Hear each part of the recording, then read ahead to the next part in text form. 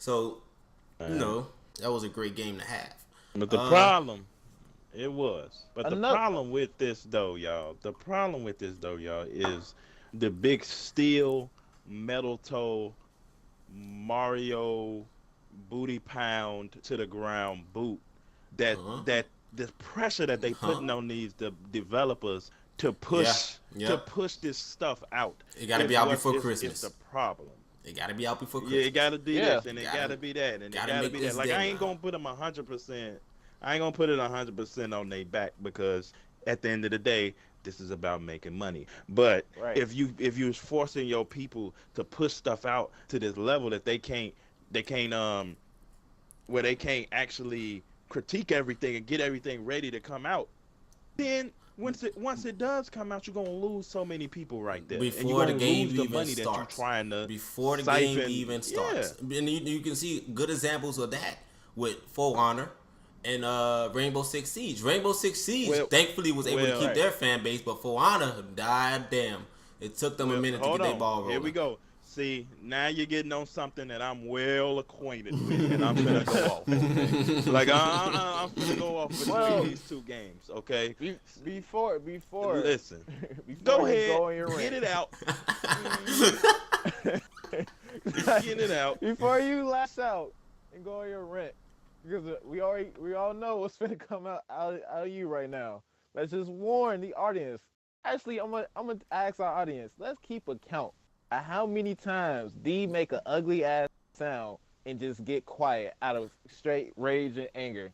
Let's just get a count in the comments below, please, so we can count it. How many times?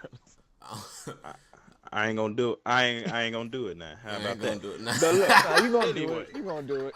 You gonna do but it. Look, anyway, bro. Okay, to explain on the Rainbow Six Siege and the For Honor debacles. Okay. See, these are coming from the same developers, am I right? Yeah, Ubisoft. It's the same Ubisoft, right? What have we learned from Ubisoft? From all of us repetitive. Assassin's Creed. Okay. And what was last good Assassin's Creed was 4. It was 4. That was the last good Assassin's Creed. And what was the 3 sucked ass. And what was Watch Dogs? Come on, can we be honest here? Oh, Watch Dogs. I actually I like Watch Dogs. I hated Watch Dogs 2. I like Watch Dogs the first one. I didn't like the ending, but I did like the first Watch Dogs. But what was Watch Dogs? It was a single player GTA. It was Assassin's Creed. Please don't say that. It was Assassin's Creed. It was like GTA too. The whole Assassin's Creed. It was not. What about that was GTA? Just stealing the car. The criminal background and things like that. Oh, you mean the 7 versions of cars? That's what you mean? The 7 versions of cars?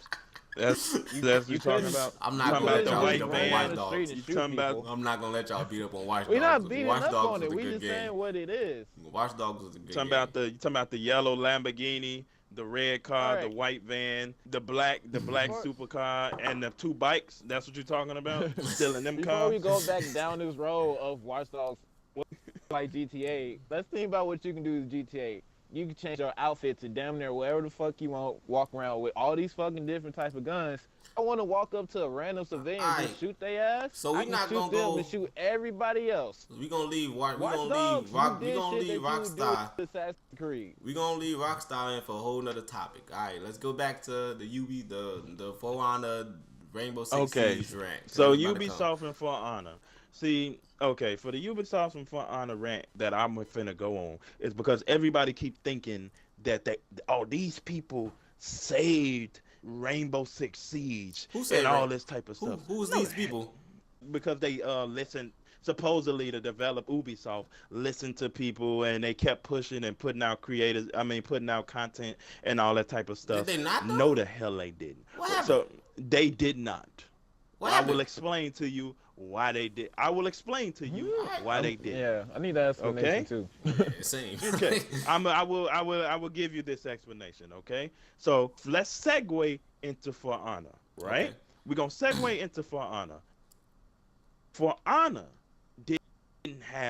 was like Come on. Whoever played For Honor when it first came out, it was a broken mess. Yeah, of course. You see what I'm saying? Yeah, it was. Broken couldn't out even of get into the game. Broken out of its mind. Couldn't even get into the game. Balance was all crazy. Broken actual, like some of the characters. Hitboxes didn't work to the point where you had to actually change the gameplay of the game.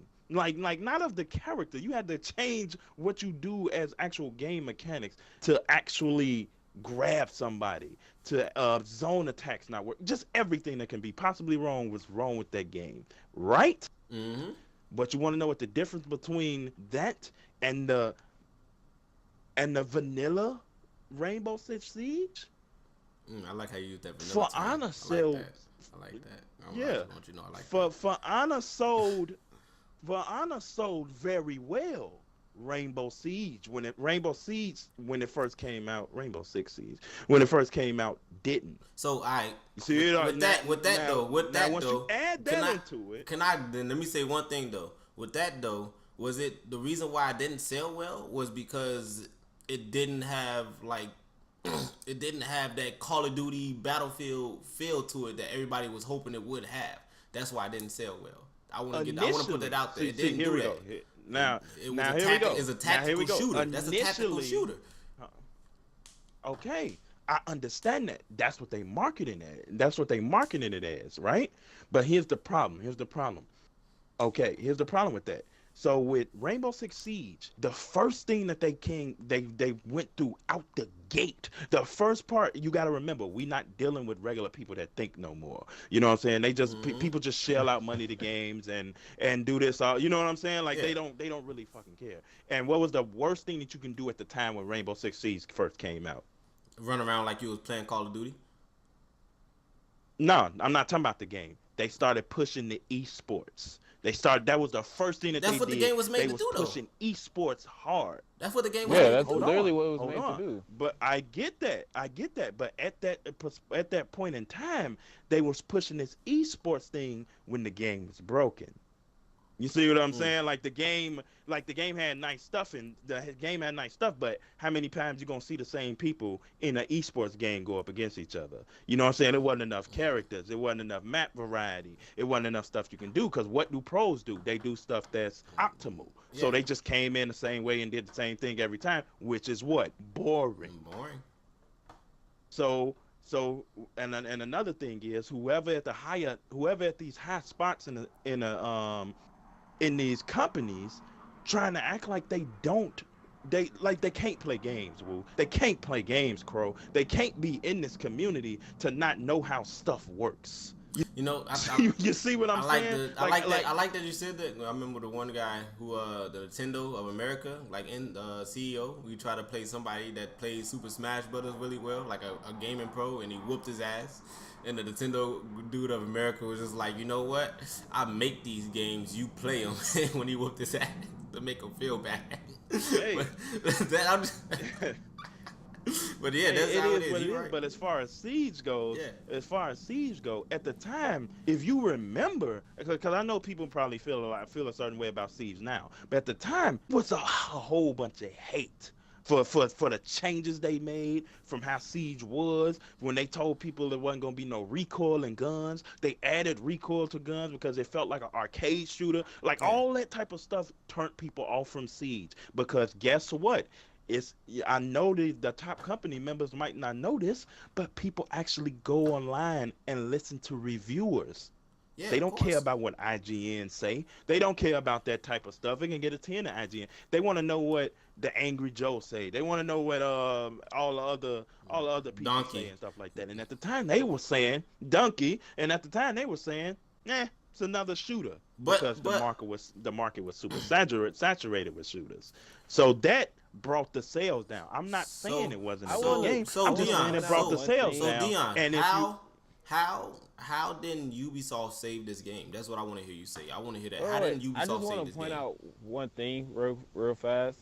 Another thing that fucked up the sales for Rainbow Six Siege was the hype.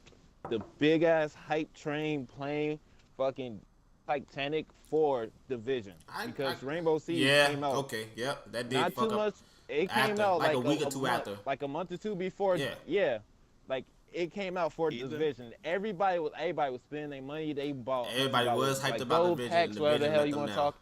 Hype about the division, right. And when they got the division, it fucked up everything for Ubisoft, because like people was getting pissed because Assassin's Creed Unity had all that shit. It's like, you know what, division gonna be that shit. It's gonna be that next big thing. We get it, and it's not what people wanted. Before we go on, you need to get before we go on. Hold on, wait. Before we go on, no, I understand your point. Before we go on, we not gonna talk about any Assassin's Creed games anymore because they all fucking suck. Just gotta get that out there. No, they don't. Unity. I take that back. No, they don't. Everything Unity own up sucks, including 3. Assassin's Creed 3 is horrible. 4 is the best. But all right. But Dion, what I really want to hear you say though, D. What I really want to hear you say. What I really want to hear you talk about. I want to hear you say and explain to me how Ubisoft didn't save their game for going under, because they did some work and they put in that time to save that. I'm not explaining. See, here's the problem. I'm not explaining how they saved the game. I'm explaining why they saved the game. Of course they had to save the game. This is what I'm explaining. Okay. Listen to me. So what is the biggest thing that we've been talking about since this started? Content and games, right? Right. Yeah. Let me ask you something. If you think Ubisoft, if Siege sold well with a whatever, if Siege sold well would have pushed and actually put all that stuff and that content in that game if it sold well. But Siege had so much going against it. It's not Siege.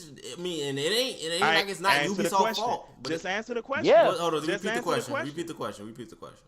Just answer the question. If it sold well, do you think they would have changed as much stuff as they did? Which by far has been the most changed game in the past 2 years. I think they would have. Because the reason why, hold on, let me get my explanation of why I think they would have. The reason why they would have changed or would have like switched stuff up on that game is because they did the same for For Honor. For Honor sold well, correct? You said that. For Honor sold well, right?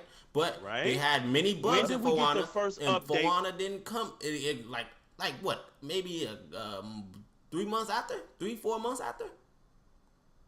And I specifically said in that game, and I said For Honor fell underground because that's how they lost so many fans, because For Honor was horrible when it first came out. It was unplayable. Literally, we could not get into games. Literally, the characters was broken, and the whole system of combat was broken because of the whole revenge thing. Because you would look at somebody at one point in For Honor, you would look at somebody and they would get revenge. They fixed all that. They went back and they fixed all that to make it playable, that we can actually run around and not have to keep playing against people who get revenge if you fucking stare at them for too long. The problem is Rainbow Six Siege. The problem is had the same issues. Same company. Yes, Rainbow Six Siege had the same issues with their servers. It was broken. For Honor didn't get the first update for like 4 months. That's what I'm telling you. You telling me that the same company that just did this with Siege, who wasn't doing good and you know what I'm saying, was actually losing their money, you know what I'm saying, this one actually did good and did their money, and it's like, okay, we're not gonna touch this one for 2 months, we're gonna let this broken stuff, like Wu-Tang, they just fixed the guard break system. You also gotta look at one thing though with the games though.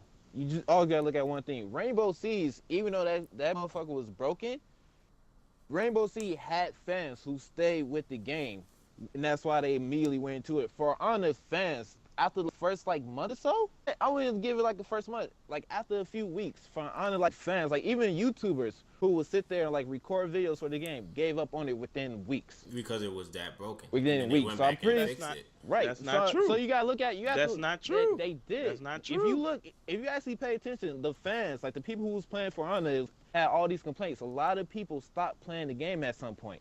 Rainbow Six Siege fans. Why? Because it was broken. It was unplayable. I just said no, that. It was unplayable. Before that, get